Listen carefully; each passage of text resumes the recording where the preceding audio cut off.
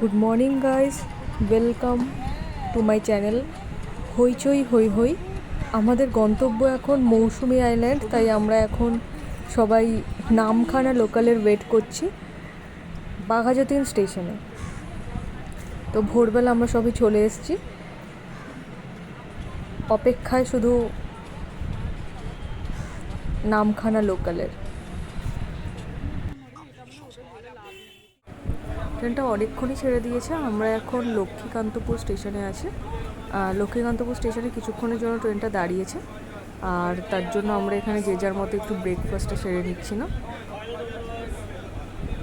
আর তারপরে কিছুক্ষণের মধ্যেই ট্রেনটা আবার ছেড়ে দেবে। তারপর আমাদের গন্তব্য নামখানা স্টেশন।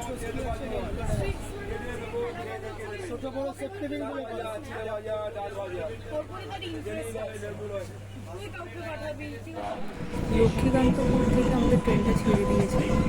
এখন আমরা বাইরে কিছু অপূর্ব দৃশ্য দেখতে দেখতে আর গ্রামের কিছু প্রকৃতি বা অপূর্ব সৌন্দর্য দেখতে দেখতে এখন পৌঁছে যাবো আমরা আমাদের গন্তব্যে নামখানা স্টেশনে।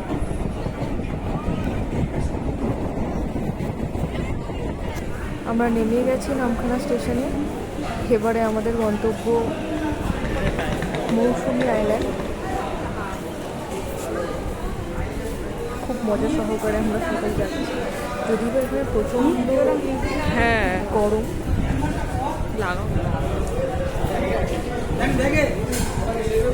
স্বাভাবিক আমাদের টেম্পারেচার এখন 40 to 43 ডিগ্রি চলছে, তো গরম থাকাটা স্বাভাবিক। এবারে আমরা যাচ্ছি পাতি ভুনিয়া ঘাট যাওয়ার জন্য। যে টোটো ধরবো সেই টোটোটা অনেকেই এসছে। অ্যাট লাস্ট ফার্স্ট টোটোতে উঠে পড়লাম আমরা।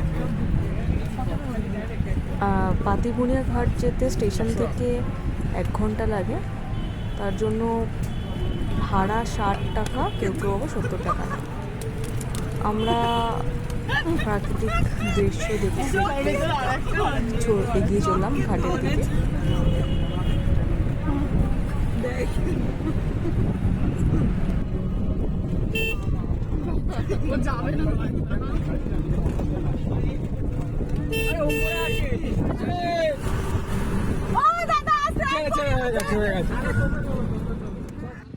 দেখ দেখ কর কর কর হাত দিতে বলে এবারে।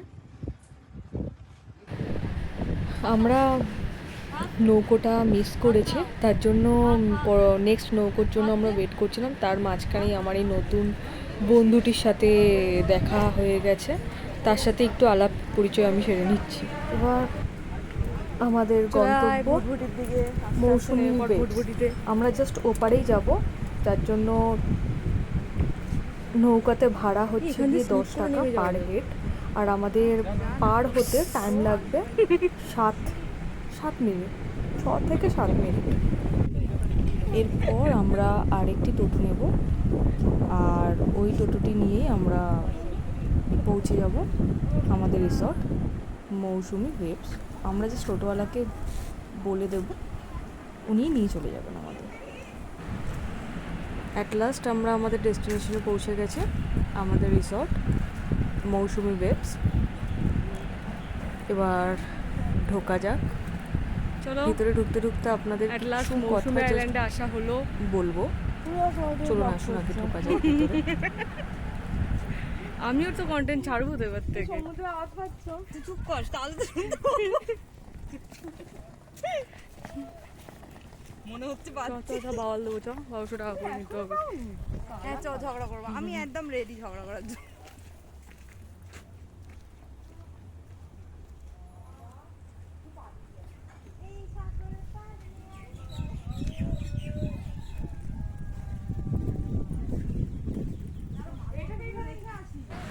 ঢুকতেই ডান দিকে খাবার জায়গা, এখানে হাত ধোয়ার জায়গা, হ্যাঁ, এটাই তো এখানে দেখেছি। খাওয়ানো হয়।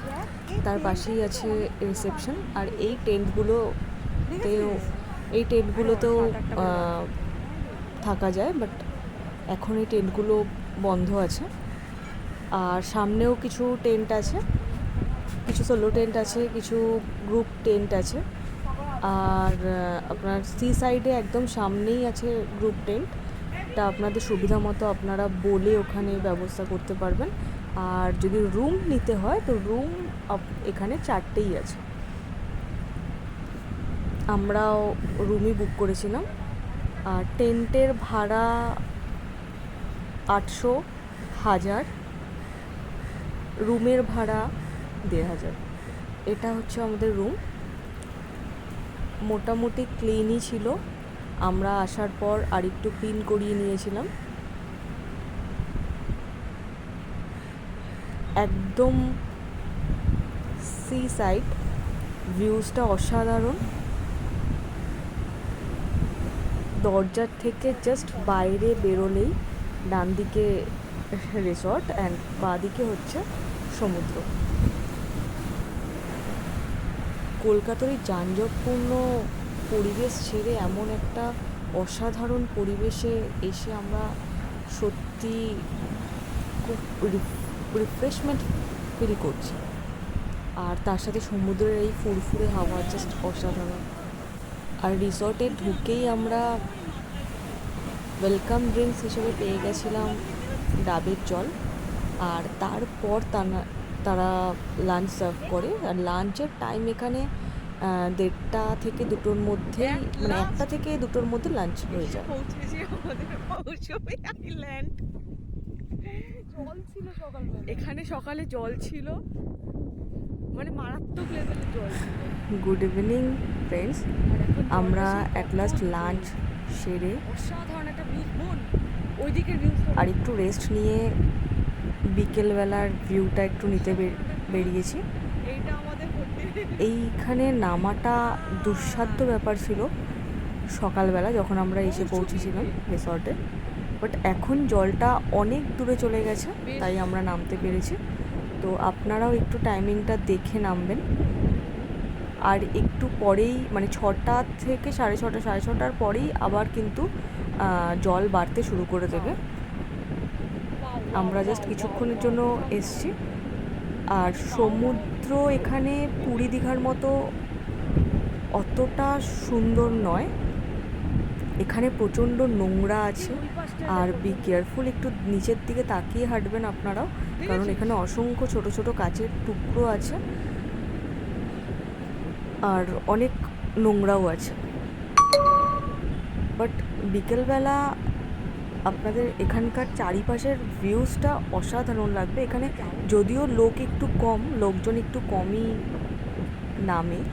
আর আমরাও গেছিলাম, মানে সিজন ছিল না তখন, অফ সিজনে আমরা গেছিলাম, তো তার জন্য লোকজনের সমাবেশটা একটু কমই পেয়েছি আমরা। বাট ওভারঅল বিকেলের প্রকৃতিটা খুবই সুন্দর। আর এখানে অসংখ্য কাঁকড়ার বাসা আছে।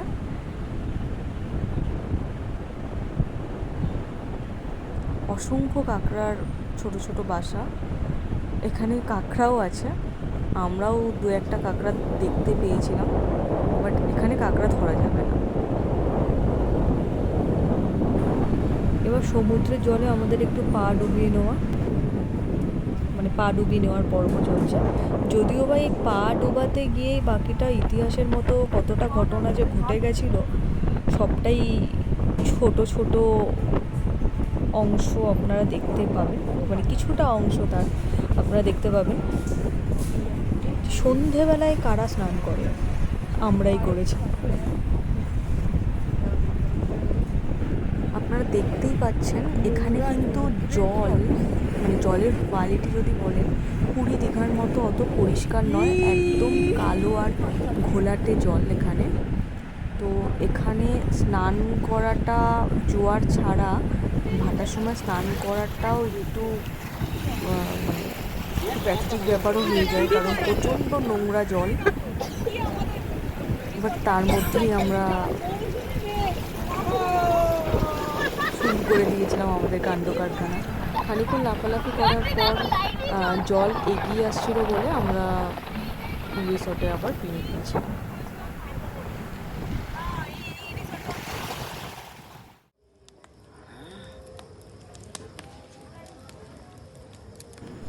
এখানকার সন্ধেবেলার পপুলার যেটা মৌসুমী আইল্যান্ডের ক্যাম্প ফায়ার, আর সাথে সন্ধ্যার ভিউজ। আর এখানে চলে এসেছিল তারপর সেইটা দিয়ে বারবিকিউ বানাবো। মুড়ি, চা বলছে নাকি এটা আর আলাদা টেস্ট হয়, পেঁয়াজি। দেখি খেয়ে বারবিকিউটা কেমন। আমাদের ইভিনিং স্ন্যাক্স হিসেবে এটা হলো এখানকার সেকেন্ড আকর্ষণীয় বারবিকিউ চিকেন। আমরাও এটা 1 কেজির মতো অর্ডার দিয়েছিলাম, আর রিসর্টের লোকরাই এনে মানে রান্না করে দিয়েছিল, তার জন্য আলাদা করে এখানে পে করতে হয়েছে। 1 কেজি চিকেনের জন্য 450 টাকা পে করতে হয়। আর এখানে দাদাটাও অসাধারণ বারবিকিউ চিকেনটা বানাচ্ছেন।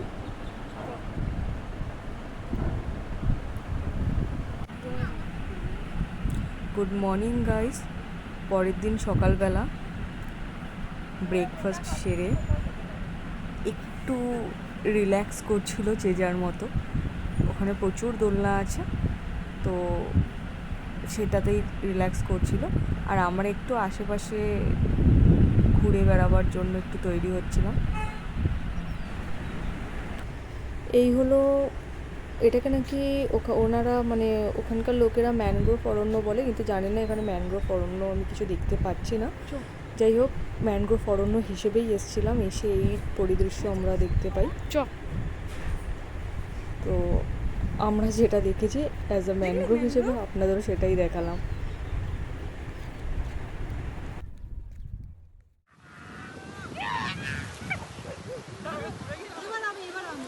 এই হলো আমাদের পরের দিনের বা শেষ বেলা স্নান করব। এখানে খানিকক্ষণ আমরা ঝাপাঝাপি লাফালাফি করে বিদায় জানাবো মৌসুমী আইল্যান্ডকে।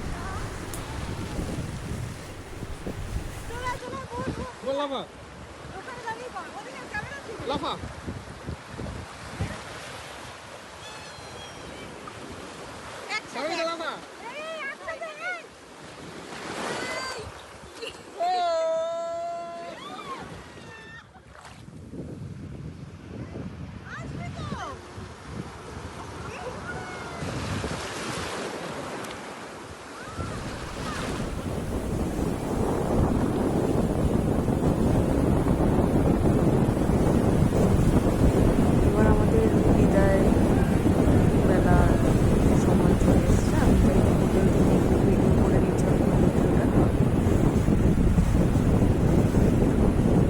আসলে একটু টাটা জানিয়ে দিচ্ছিলাম।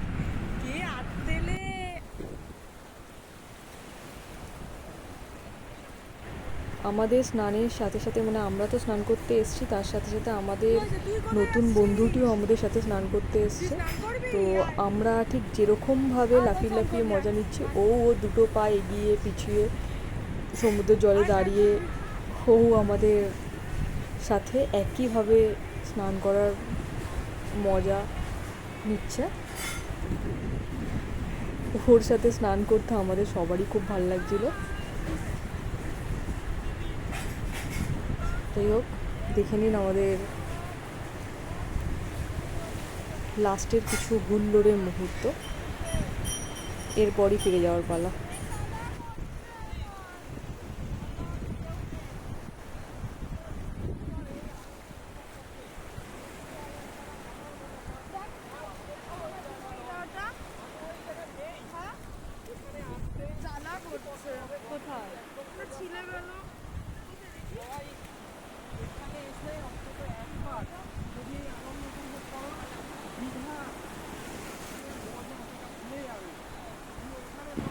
যারা সমুদ্রে স্নান করতে ভালোবাসেন তারা কিন্তু এখানে এসে খানিকক্ষণ গা ভিজিয়ে নিতেই পারেন। দীঘা পুরীর মতো অত বড় বড় ঢেউ এখানে আপনারা পাবেন না, তবে রিল্যাক্স করার জন্য বা রিল্যাক্সে একটু গা ভেজানোর জন্য একদম পারফেক্ট। এবার আমাদের লাগেজপত্র নিয়ে ফিরে যাওয়ার পালা।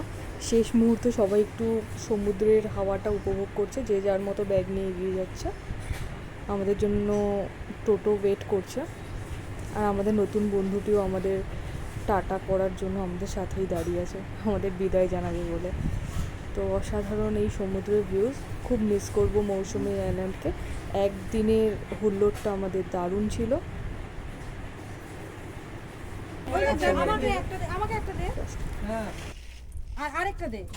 একে তো কেউ খেতেই দেয় না।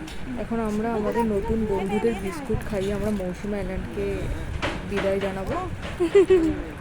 আর আপনাদের যদি ভিডিওটি ভালো লেগে থাকে তো প্লিজ একটু সাবস্ক্রাইব করে দেবেন। যদি আপনারা চান তাহলে অবশ্যই আমি পরবর্তী ভিডিও আনতে পারবো।